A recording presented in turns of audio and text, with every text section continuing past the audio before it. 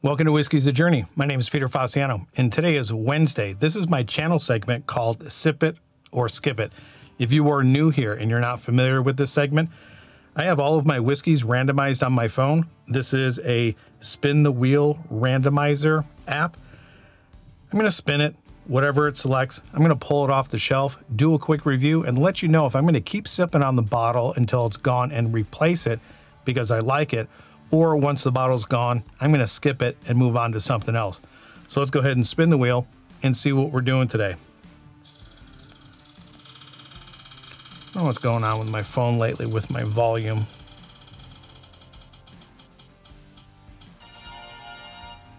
We are looking at Jefferson Ocean Voyage. This is a bourbon, and this is Voyage number 24. So let me go ahead and get this thing, pour it, and let you know what I think of it.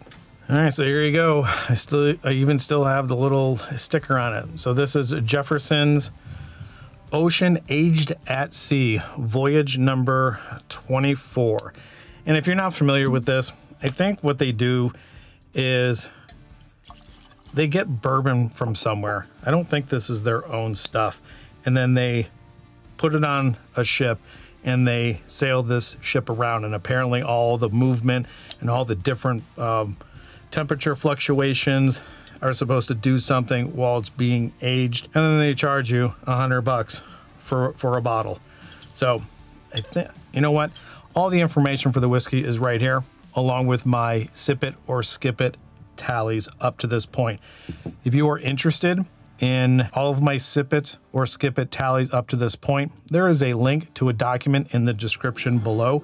You can go ahead and take a look at that. All right, on the nose, this is very sweet. I mean, this is coming across as sugary sweet, almost like a sweet tea with too much sugar in it. On the back end, it's very spicy. I get some pepper and cinnamon. And there might be some sort of red fruit. It's either a berry, a cherry, or a red apple.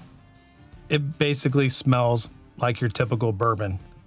You get vanilla, caramel, brown sugar. Nothing really stands out. It just has a sweet, spicy nose to it. So let's go ahead and get it on the palate and I'll tell you what I think. Yeah, it comes across as a little bit flat. The fruit notes are there. The typical vanilla, caramel, brown sugar are there. Doesn't seem to be very saturating. What is it, 45%, 90 proof? The flavors are there. It's just muted a little bit. Well, not a little bit, it's muted a lot. The one thing that stands out to me the most is the spice. I would say that the cinnamon and the pepper notes are the dominant notes that I'm getting. The sweetness is a little bit of an overpowering sweet tea note that you put too much sugar in. And there are red fruits in here. I'd say red apple, cherry, berry, nothing too spectacular, nothing that I can say definitively is lifting this glass up over less expensive bourbons. But all of that was on my first sip. Let's go ahead and get to my second sip, see if anything changes, and then let you know if this is going to be a sip or a skip going forward. And I think this one's going to be a pretty quick one. I think this, for me, today, during this review, it is a very average, basic tasting bourbon.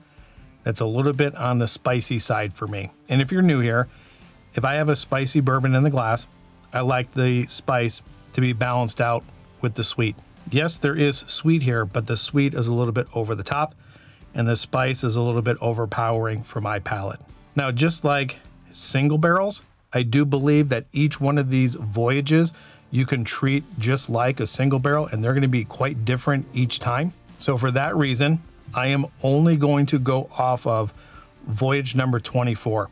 If and when I ever finish this bottle and I see another Voyage 24, it'll certainly be a skip.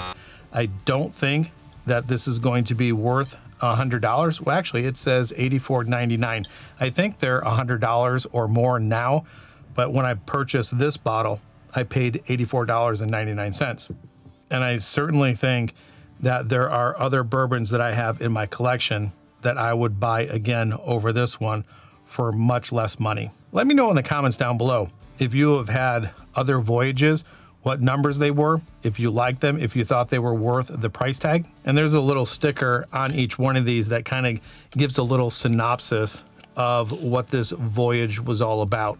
And unfortunately, voyage number 24 for me is not a good voyage. That's where I'm going to leave it. It's a pretty quick one. This is a skip. Wherever you're at in your journey, I hope you're enjoying it. And before you leave, if you're not subscribed to the channel, do me a favor and subscribe to the channel. Just go ahead and click on that little subscribe button right there. Turn that bell notification on because I produce and release videos every Monday, Wednesday, and Friday. That's all I have for you today. Till the next time, we'll talk to you later. Bye.